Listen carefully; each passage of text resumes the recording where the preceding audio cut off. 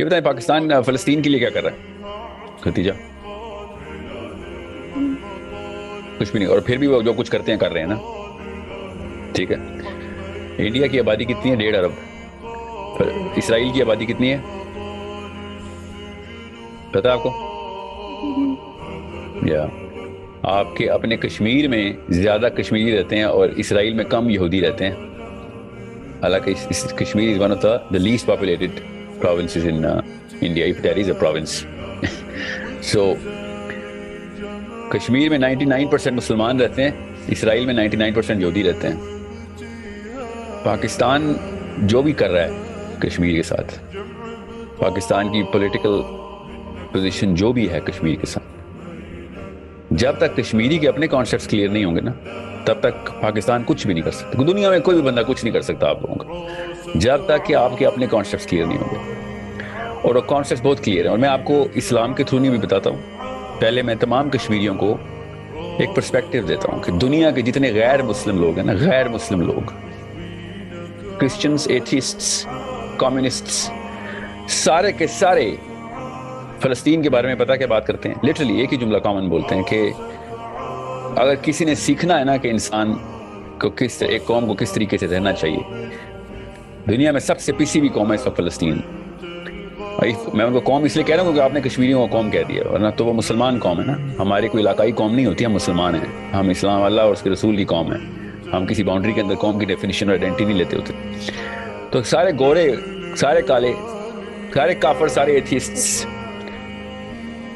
سوائے انڈیا کے Indian government کے، پوری دنیا کی گورنمنٹس کہتی ہیں، اور اسرائیل اور انڈیا کے، کہ اگر کسی نے سیکھنا ہے نا کہ انسان ہونے کا مطلب کیا ہے، تو وہ فلسطینیوں سے سیکھو کہ وہ اپنے پیروں پہ کھڑے ہو کے مرنے کے لیے قبول ہے، مگر گھٹنوں کے بعد زندہ رہنے کے قبول نہیں ہے. اوکے، ریئل انٹیلیجنس یہ ہوتی ہے بیٹا، یہ ریئل انٹیلیجنس کی نشانی ہے. دنیا کی ساری قوموں کے سارے فلاسفرز یہ بات کر رہے ہیں اس وقت. مسلمانوں کو چھوڑیں، آپ کہیں گے نا وہ بائسڈ ہیں، وہ بڑے سینسٹائزڈ ہیں اور ایکسٹریمسٹ ہیں مسلمان کی فلاسفی. نہیں جی، وہ دنیا کے سب سے زیادہ پیس لوننگ ایتھیسٹس ہیں. پھر بھی کہتے ہیں آپ بات تو ماننی پڑے گی.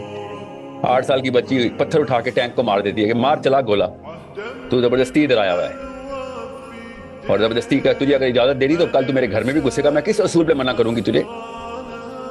ابھی تو میرے علاقے میں گھسا ہوا ہے، صرف اس لیے کہ تیرے پاس ٹینک ہے، تو جو مرضی کرے گا.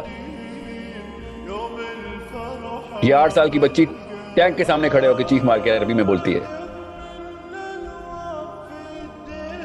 غور سے سمجھے اس بات کو. That's real intelligence. آپ اپنے نبی علیہ السلام کی سیرہ کو پڑھیں، آپ کو پتہ چلے کہ غاصبانہ رویے کے خلاف جو بھی قدم اٹھائے گا وہ ہے عظیم ترین مجاہد. پاکستان کو چھوڑیں، اس وقت پاکستان کشمیر کے ساتھ کیا کر رہا ہے. یہ بھی چھوڑ دیں کہ کشمیری کیا سوچتے ہیں کہ پاکستان کو کیا کرنا چاہیے. میں آپ سے کہہ رہا ہوں کہ فطرہ کے اصول کیا ہیں. ابھی اسلام کو بھی ایک سیکنڈ کے لیے سائڈ پہ رکھیں. فطرہ خود چیختی ہے، اور اگر کشمیری خود کہنا شروع ہو جائیں کہ وہ جو انڈیا کے اندر رہیں تو آزاد تو ہیں، تو آپ کو تو بیسکس کے اوپر سے مجھے ریسٹرکچر کرنا پڑے گا کہ ان 8-8 10-10 سال کی بچیوں سے سیکھیں جو مسلمان فلسطین میں پس رہی ہیں. دنیا کی سب سے بڑی اور سب سے مہنگی ٹیکنالوجی کی آرمی کے خلاف 8-10 سال کی بچی پتھر لے کے کھڑی ہوئی ہے. میں اگر غیرت کا لفظ استعمال کروں گا آپ سمجھیں گے میں ایموشنل ہو رہا ہوں. میں آپ سے گورے atheist, Brazilian, Argentinian, Spanish, South African, even English, Scandinavian, Russian, تمام تر قوموں کی بات بتا رہا ہوں جو کہہ رہے ہیں کہ اگر کسی نے سیکھنا ہے نا تو فلسطینیوں سے سیکھو کہ ظلم برداشت نہیں کرنا، جو مرضی کر لو. اس کے اگر آپ